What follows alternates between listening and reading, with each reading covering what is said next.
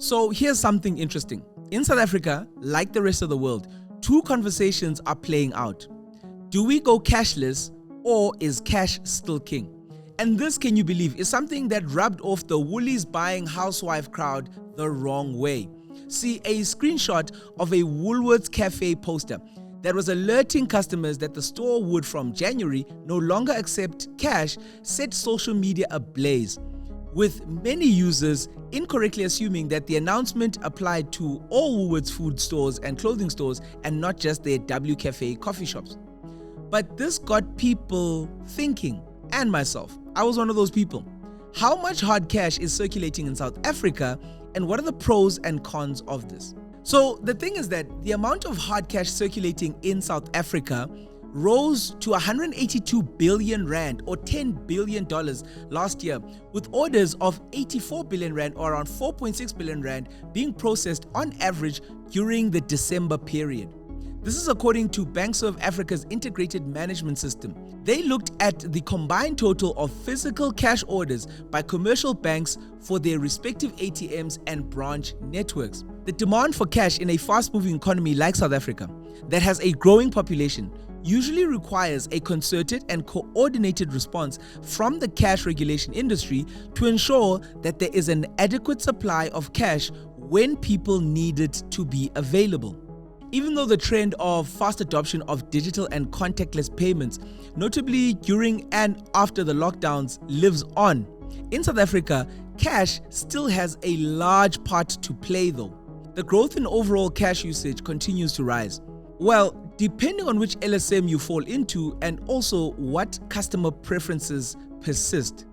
This is particularly evident over the higher spend periods like the holidays and the festive season, where South Africans spend roughly, wait for it, $200 billion over the period, or around $11 billion US. To show you how important cash is in South Africa, Pepco, the country's largest clothing retailer, reported in 2023 that 90% of its sales are still made in cash. But that is relative to the LSM that they service. For instance, in trading updates, Pepco said that the company's cash sales increased by 5.6% in the year through September 2023. Earlier this year, BankservAfrica found that 9 out of 10 transactions in South Africa are still made out in cash, with 95% of the informal or small business customers and 63% of formal business customers opting to still pay in cash. Many South Africans view paying in cash as a safer and more convenient option, while fees on digital platforms are seen to be still too high, or maybe people don't understand them properly. I don't know, you tell me in the comments. Research from fintech company Stitch shows that half of customers favor cash because it's more convenient, while 41% say it's safer, 25% say fees for digital payments are still too high, and 22% value the anonymity of cash. Despite the hype about digital payments, cash still clearly has a strong role to play in the South African economy. However, there is a downside to having a lot of hard cash circulating in the country. The significant amount of cash being used in the country also brings about concerns related to criminal elements. Conversations have now evolved around tracking cash crossing our borders, and also the responsibility of the revenue authorities where this comes in mind. South Africa has also seen increased crime-related cash in transit, or CITs. The Cash in Transit Association of South Africa shed light on how this crime has increased over the years. There had been 217 CIT robberies across the country between 2023 January and August, compared to 191 in 2022 and 188 in 2021.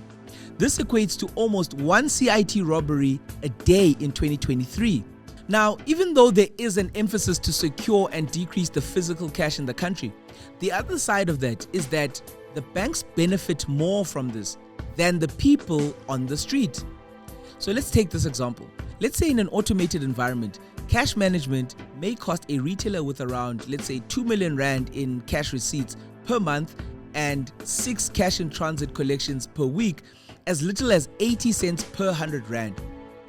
Debit and credit card transactions could cost that same retailer between 70 cents and 3.50 per 100 rand, accounting for costs such as device rentals, overnight delays in fund clearance, and processing fees. In some cases, the use of cash for transactions is an economically and cost-effective solution for merchants. Sometimes it makes sense, sometimes it doesn't. It obviously depends on where you're operating. South African banks are trying to wean us off cash, as many of you might have noticed.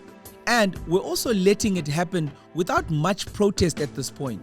The banks don't like cash, claiming that it costs too much to transport in a country as prone to CIT robberies as South Africa. Government doesn't like it because your every move is out of their range and realm of control. For instance, 3 years ago, all grants were paid in cash, or at least a large number of them. They then moved to the post office, and today the majority, around 58% of grants, are paid through digital and financial services.